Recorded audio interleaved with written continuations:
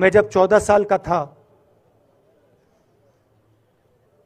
School में था, सुबह ज्योग्राफी की क्लास में था, मैं पढ़ रहा था, सामने बैठा था और मेरी एक टीचर आई, अंदर आई और उसने कहा, राहुल तुम्हें प्रिंसिपल बुला रहा है। मैं बदमाश था, बहुत बदमाश था जब छोटा था। बहन से पूछ सकते हो क्या क्या करता था मैं, अभी भी करता हूं।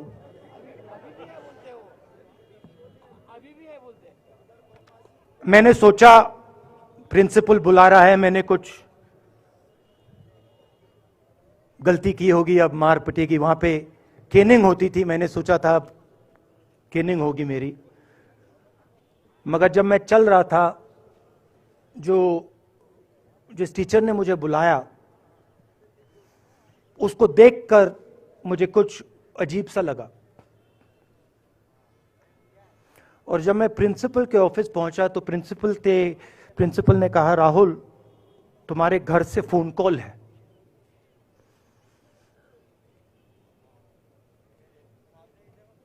और जब मैंने उसके शब्द सुने मुझे पता लग गया कुछ गलत हो गया है। मेरे पैर कांपे और मैंने जैसे फोन अपने कान पे लगाया तो मेरे मां के साथ एक औरत काम करती है, वो चिल्ला रही थी,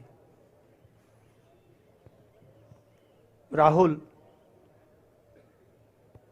दादी को गोली मार दी, दादी को गोली मार दी, दादी को गोली मार दी। 14 साल का था।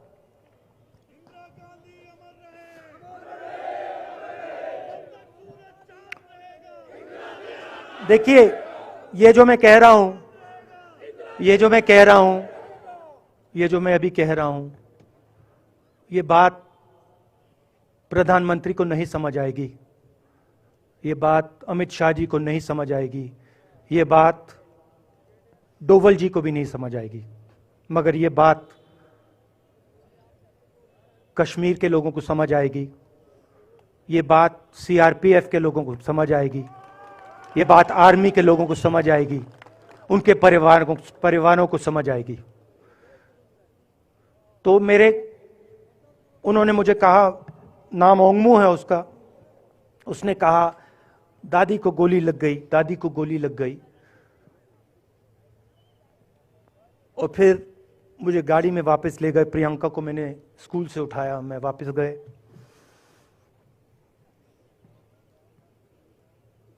और फिर मैंने वो जगह देखी जहां मेरी दादी का खून था।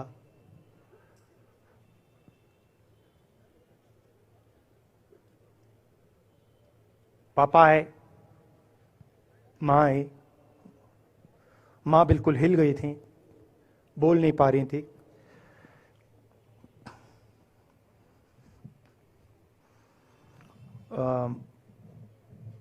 हाँ,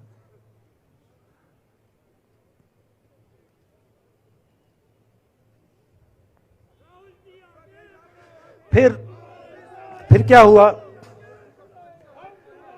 तो जब जो हम लोग हैं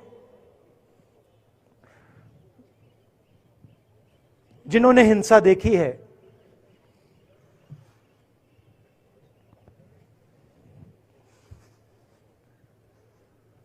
ये जो है ना, इसको हम बिल्कुल दूसरी तरीके से देखते हैं। ये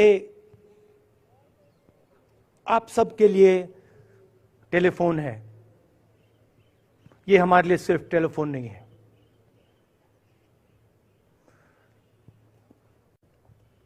उसके बाद 6-7 साल बाद मैं अमेरिका में था और फिर से टेलीफोन आया। 21 में टेलीफोन आया। जैसे बहुत सारे, जैसे जो पुलवामा में हमारे सैनिक मरे थे, उनके घर टेलीफोन आया होगा,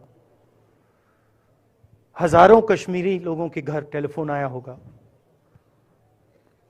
सेना के परिवारों को टेलीफोन आया होगा, वैसा ही टेलीफोन आया। पिता के एक दोस्त थे, उन्होंने मुझे फ़ोन किया और कहा, राहुल बुरी खबर है। मैंने उनसे कहा, मैं जानता हूँ, पापा मर गए। कहते हैं हाँ। मैंने कहा धन्यवाद, फ़ोन रख दिया। तो मेरा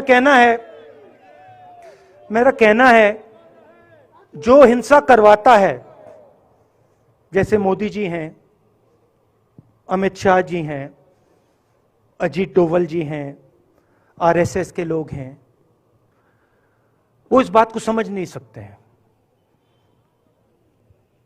वो दर्द को समझ नहीं सकते हैं। हम समझ सकते हैं।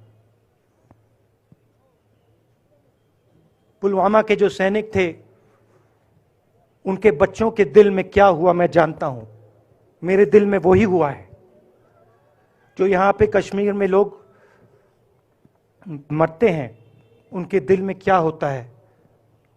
जो फोन कॉल आता है क्या लगता है, वो मैं समझता हूं, मेरी बहन समझती है।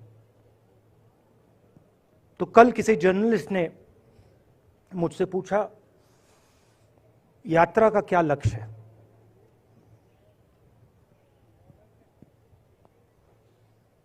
कहा कि यात्रा क्या अचीव करना चाहती है, जम्मू कश्मीर में क्या अचीव करना चाहती है।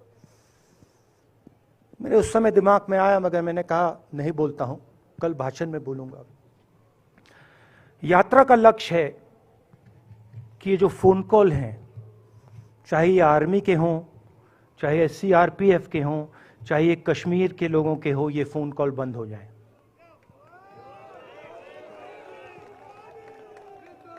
कि ये फोन कॉल किसी बच्चे को, किसी मां को, किसी बेटे को ना लेना पड़े। मेरा लक्ष्य ये जो फोन कॉल हैं, इनको बंद करने का है।